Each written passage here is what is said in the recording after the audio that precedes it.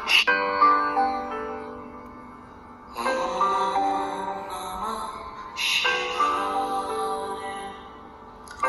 Friends, जय माता दी। कैसे हैं आप सब? दोस्तों, पहाड़ों की इन बरसती बूंदों में हम खोते चले गए। मेरे बाबा, आप ध्यान में भी होश में थे, पर हम आपके नशे में मदहोश होते चले गए। जाने क्या बात है भोले बाबा, आपकी चाहत में खुद से बिछड़ते गए हम और आपके होते चले गए। तू मुझ में शिव, मैं तुझ में शिव, मेरे रोम रोम में शिव, कण कण में शिव, हर हर हर शिव, बम बम बम शिव। बोलिए हर हर हर महादेव शंभो। दोस्तों, सावन का महीना करे शोर, सभी को ये लाइन ज़रूर याद होगी। और इस बार तो सावन पूर्ण शबाब पर है। चारों तरफ बादल ही बादल, बूंदे ही बूंदे, बारिश ही बारिश दिखाई दे रही है। जितना सुंदर है ये सावन, वहीं कहीं कहीं विकराल रूप भी धारण कर चुका है। तो चलिए इस बार मिलकर भोलेनाथ से प्रार्थना करते हैं कि सावन सुंदर ही रहे। भोले बाबा की असीम कृपा समस्त ब्रजनारी परिवार पर बनी रहे, सारी दुनिया पर बनी रहे। भोले बाबा सबकी रक्षा करें। हे संहार करता रुद्र, तेरी जय जयकार है। चलिए भोले बाबा को सच्चे दिल से नमन करते हुए, सावन कब से है, क्या संयोग बने हैं इस बार, क्या महासंयोग है, क्या पूजा का मुहूर्त है, कब क्या खाना है, क्या पहनना है, क्या चढ़ाना है, शिव मुट्ठी क्या चढ़ानी है। क्योंकि 8 सोमवार है तो लोगों को बहुत सारा कन्फ्यूजन है कि 8 सोमवार को शिव मुट्ठी कैसे चढ़ेगी। और सावन का महीना शुरू हो रहा है 4 जुलाई मंगलवार के दिन से और 31 अगस्त 2023 गुरुवार के दिन समाप्त होगा। यानी कि सावन का महीना इस बार 58 दिनों का रहने वाला है और ये संयोग लगभग 19 वर्षों के बाद बन रहा है। दोस्तों, इस बार अधिक मास के कारण सावन के महीने 2 होंगे। 18 जुलाई से अधिक मास की शुरुआत होने वाली है और 16 अगस्त को अधिक मास का समापन होगा। तो इस साल क्या हो रहा है, 2023 में 12 महीने नहीं है, 13 महीने का है 2023। और 4 जुलाई दिन मंगलवार से सावन की शुरुआत तो हो रही है और सावन का पहला सोमवार 10 जुलाई को पड़ने वाला है। इस बार मल मास या पुरुषोत्तम मास की वजह से 4 नहीं बल्कि 8 सोमवारी होंगे और पहले सावन के पहले सोमवार पर बहुत सारे सुंदर योग बन रहे हैं, तो इसका महत्व भी बहुत सारा बढ़ गया है। 10 जुलाई सावन के पहले सोमवार को रवि नाम का सुंदर योग बन रहा है। पंचक काल समाप्त हो रहा है, साथ ही साथ गुरु और चंद्रमा एक ही राशि में हैं, तो गज केसरी नाम का शुभ योग भी बन रहा है। सावन के पहले सोमवार का महत्व और बढ़ गया है। और पुरुषोत्तम मास है तो स्वामी श्री हरि है, तो हरि और हर का जब साथ हो जाए तो सावन अपने आप में शुभ हो जाता है और सभी शिव भक्त और विष्णु भक्त की बल्ले बल्ले होने वाली है। दोस्तों, सावन का महीना है और कुल 8 सोमवार रहने वाले हैं। सोमवार की तिथियां बता देती हूँ। 10 जुलाई, 17 जुलाई, 24 जुलाई, 31 जुलाई, 7 अगस्त, 14 अगस्त, 21 अगस्त और 28 अगस्त। इसी तरह से एकादशी व्रत भी बढ़ जाएंगे। सावन के 2-4 एकादशियाँ आएंगी। पहला एकादशी 13 जुलाई को रखा जाएगा, कामिका एकादशी का व्रत।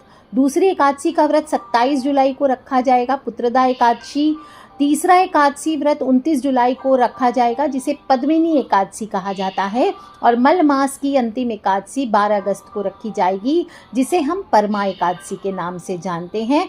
वहीं मंगला गौरी व्रत भी जो स्त्रियां कर रही हैं, उसकी भी संख्या 9 हो गई है। तिथियां आप काइंडली देख लीजिए, 4, 11, 18, 25, 25 जुलाई, ये 4 तिथियां जुलाई में। इसके बाद 1 अगस्त, 8 अगस्त, 15 अगस्त। तो 15 अगस्त हमारे इंडिपेंडेंस डे के दिन, स्वतंत्रता दिवस के दिन मंगला गौरी व्रत रहेगा।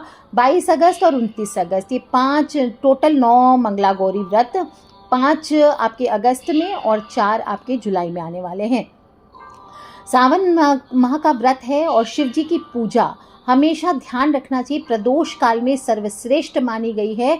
इनका व्रत 3 प्रहर का होता है, यानी शाम के बाद जो लोग भी फास्ट करते हैं उनको शाम के बाद बाबा को जल चढ़ा करके व्रत को खोलना चाहिए। बाकी दिन भर अगर ना रह सके तो फल फ्रूट आदि आप ले सकते हैं। और शिव पूजा की विधि सूर्य उदय से पहले आपको हो सके तो कोशिश करना चाहिए कि सावन माह में जल्दी उठें, स्नान ज़रूर करें। बारिश का मौसम है, कुछ लोग स्नान नहीं करना चाहते हैं, स्नान अवश्य कीजिए, थोड़ा गर्म जल ले लीजिए अगर तबीयत खराब रहती हो तो, और स्वच्छ वस्त्र धारण करें, धुले हुए। कौन से कलर के वस्त्र? सबसे सुंदर सावन में हरे वस्त्रों का कहा जाता है, बाकी लाल, सफ़ेद, केसरिया, पीला, आसमानी, ये रंग के वस्त्र आपको धारण करने चाहिए। और ब्रह्म मुहूर्त से लेकर तीसरे प्रहर यानी सायंकाल तक आपको व्रत रखना है।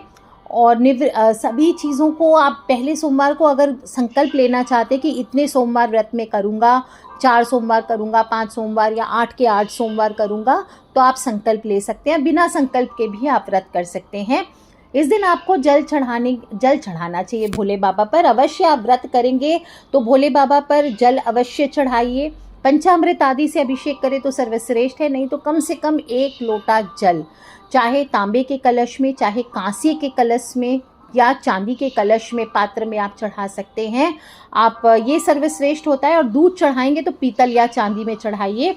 तांबे के बर्तन में दूध भोले बाबा को अर्पित नहीं करना चाहिए। शिवलिंग पर जल चढ़ाते समय जो साधक होते हैं उनको ध्यान रखना चाहिए। यूजुअली मैंने देखा है लोग चारों तरफ से घेर के शिवलिंग को जल चढ़ाते हैं, ऐसी गलती नहीं करना चाहिए। उत्तर दिशा की ओर मुख करके आपको भोले बाबा को जल चढ़ाना चाहिए। इससे माता पार्वती और शिवजी दोनों का आशीर्वाद मिलता है। जब भी जल चढ़ाते हैं पतली धार बना करके ओम नमः शिवाय, ओम नमः शिवाय, ओम नमः शिवाय, बाकी जिन लोगों को मैंने गुरु मंत्र दिया हुआ है वो मंत्र ले करके आप भोले बाबा का अभिषेक कीजिए। और शिवलिंग पर कोशिश करें कि बैठ करके अगर अभिषेक कर सके तो बढ़िया है, नहीं तो ऐसे स्थान नहीं है जहाँ पर आप बैठ कर अभिषेक करें, वहाँ पर खड़े होकर के जल अभिषेक किया जा सकता है। कोशिश करना चाहिए कि बैठकर और शांत मन से आप जल अभिषेक करें। कुछ लोग मैंने देखा है शंख से जल अभिषेक करते हैं, गलती ना करें। विष्णु भगवान का अभिषेक शंख से किया जा सकता है। शिव शंभु की पूजा में शंख को वर्जित बताया गया है, इसलिए भूल से भी शंख से जल नहीं चढ़ाना है।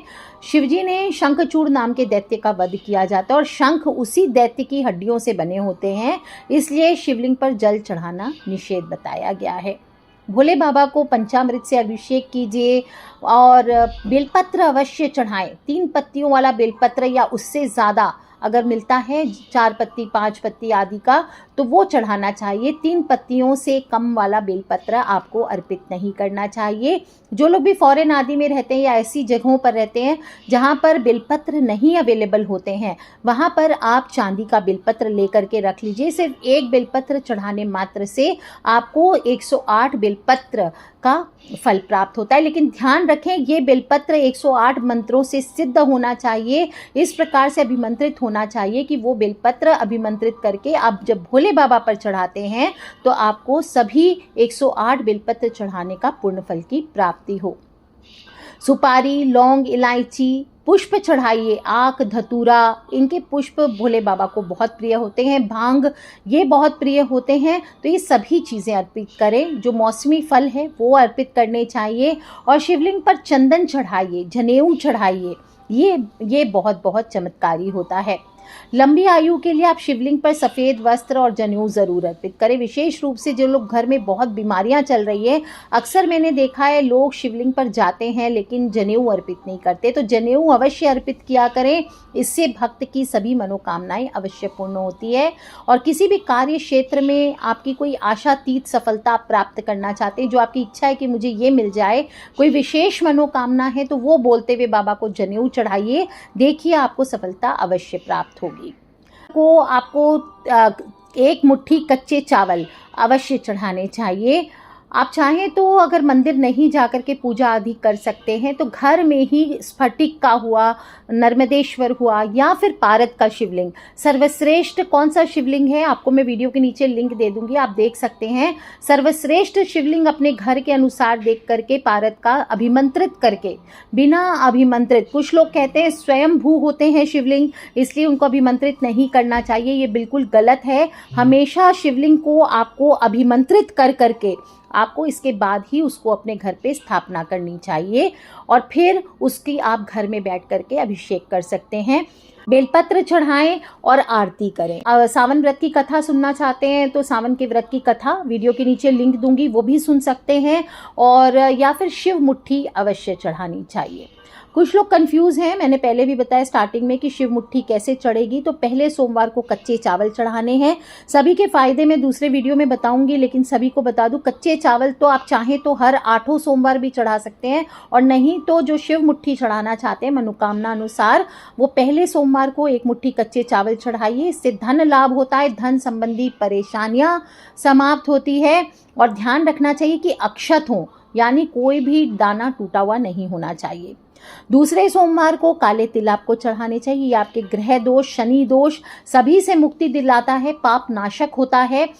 पिछले टाइम में आपने अगर कोई भूल चूक जाने अनजाने गलतियां भी की है तो 1 मुट्ठी काला तिल अगर आप शिवजी पर चढ़ा देते हैं तो कहा जाता है कि आपके घर में कलह कलेश हो वो भी समाप्त होता है। बीमारियां अगर आ रही है, शारीरिक बीमारियां हैं, मानसिक बीमारियां हैं, तो ये सभी परेशानियां दूर होती है और आपके घर के सभी नकारात्मक ऊर्जाएं दूर हो जाती है।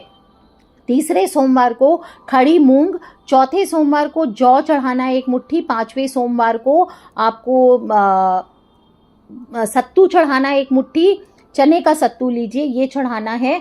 छठे सोमवार को बाजरा चढ़ाना है 1 मुट्ठी। 7वें सोमवार को जिसको बाजरा नहीं मिलता है वो मिलेट्स चढ़ा सकते हैं, मिलेट्स दूसरे वाले जो मिलेट्स आते हैं वो भी चढ़ा सकते हैं।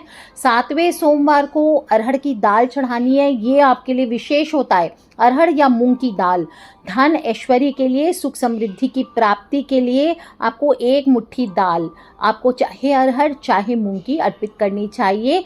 ये पीली दाल अर्पित करना ग्रह को बलिष्ठ करता है, आपके रिलेशनशिप्स के लिए बहुत फायदा करता है, आपके सौभाग्य में वृद्धि करता है और महादेव इससे प्रसन्न होते हैं। और 8वां सोमवार जो होगा इस दिन आपको गेहूं अर्पित करना है। 1 मुट्ठी गेहूं चढ़ाने से मनुष्य को सांसारिक सुखों की प्राप्ति होती है। मैरिड लाइफ की जो मुसीबतें हैं, रिलेशनशिप्स की प्रॉब्लम्स हैं, वो दूर होती है। मंगल ग्रह अगर परेशान कर रखा है, एंगर इश्यूज ज़्यादा हैं, गुस्सा बहुत तेज है, आपके लीडरशिप क्वालिटीज़ है लेकिन सक्सेस नहीं मिल रही है, आप कहीं पर ऐसे जॉब में जाना चाहते हैं जहाँ पे लीडरशिप की ज़रूरत है, तो आपको 1 मुट्ठी गेहूं अवश्य चढ़ाना है।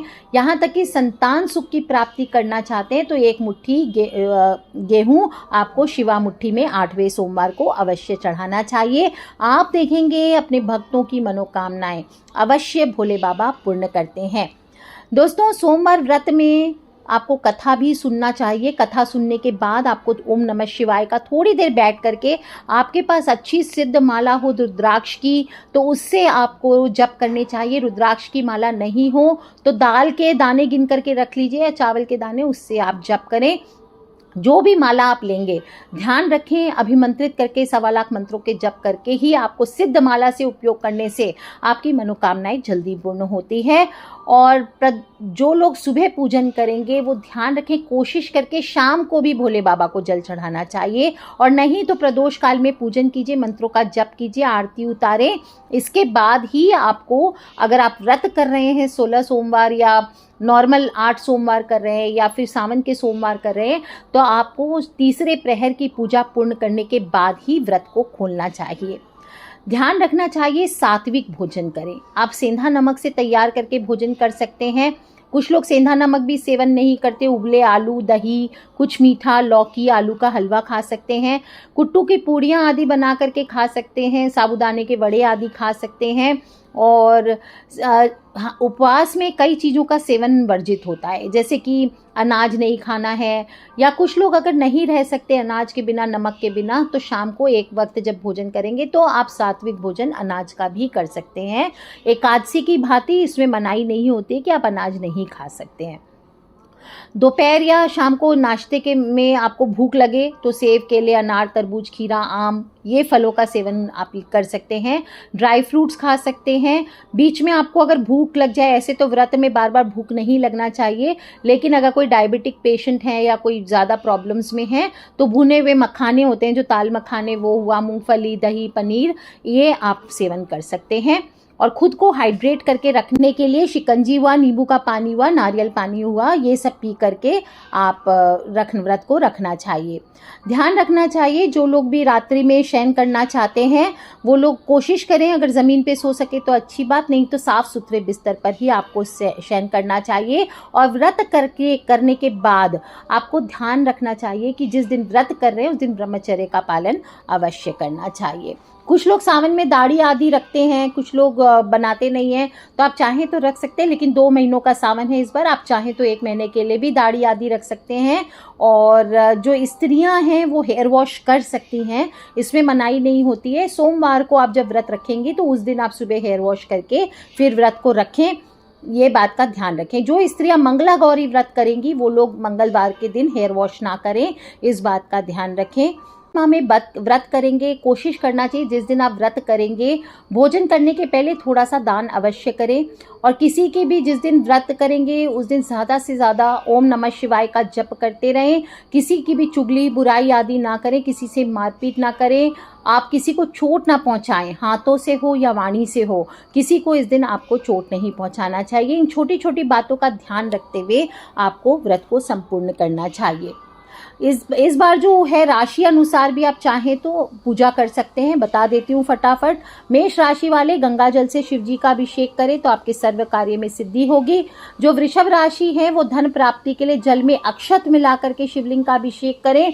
जो मिथुन राशि वाले हैं वो गन्ने के रस से शिव जी का अभिषेक करें, आपके सौभाग्य में वृद्धि होगी। जो कर्क राशि वाले हैं वो शक्कर मिश्रित दूध से अभिषेक करने पर संतान सुख प्राप्त होता है। जो सिंह राशि वाले हैं जल में गुलाब का फूल डाल करके अभिषेक कीजिए, आरोग्य का वरदान मिलेगा। जो कन्या राशि वाले हैं शत्रु अगर बहुत ज़्यादा हैं तो उनसे मुक्ति के लिए शिव जी पर गन्ने का रस चढ़ाइए। जो तुला राशि वाले हैं वो पंचामृत से बाबा का अभिषेक करें, आर्थिक तंगी दूर होगी। जो वृश्चिक राशि वाले हैं वो ग्रहों के अशुभ प्रभाव से छुटकारा पाने के लिए घी से भोलेनाथ का अभिषेक करें। जो धनु राशि वाले हैं शहद से महादेव का आप अभिषेक कीजिए, आपके जीवन में सुख शांति का वास होगा। जो मकर राशि वाले हैं वो गंगा जल या इत्र से शिव जी का अभिषेक कीजिए, आपको जल्दी ही शुभ परिणाम मिलेंगे। जो कुंभ राशि वाले हैं वो जन्म मरण के चक्र से छुटकारा पाने के लिए गंगा जल से भोलेनाथ का रुद्राभिषेक करें। और मीन राशि वाले दूध में भांग और गन्ने का रस मिला करके अभिषेक कीजिए, आपको आय के नए अवसर प्राप्त होंगे। दोस्तों बहुत ही खूबसूरत सावन का महीना है, आप सभी को इस श्रावण मास की हार्दिक हार्दिक शुभकामनाएं। ज़्यादा से ज़्यादा ओम नमः शिवाय का जप करते रहें। हरि और हर का महीना है, क्योंकि 2 अमावस्या के बीच संक्रांति ना आए तो पुरुषोत्तम माह बनता है, ये 3 साल के बाद आता है। इससे अधिक सोमवार होंगे और निष्काम पूजा आप सभी को इस बार करनी है, आप देखेंगे आपको फल अवश्य मिलेगा। और सभी लोग इस पर्व की मैंने सारी जानकारी दी है, कुछ रह गया हो तो कृपया मुझे वीडियो के नीचे लिख के पूछ लें।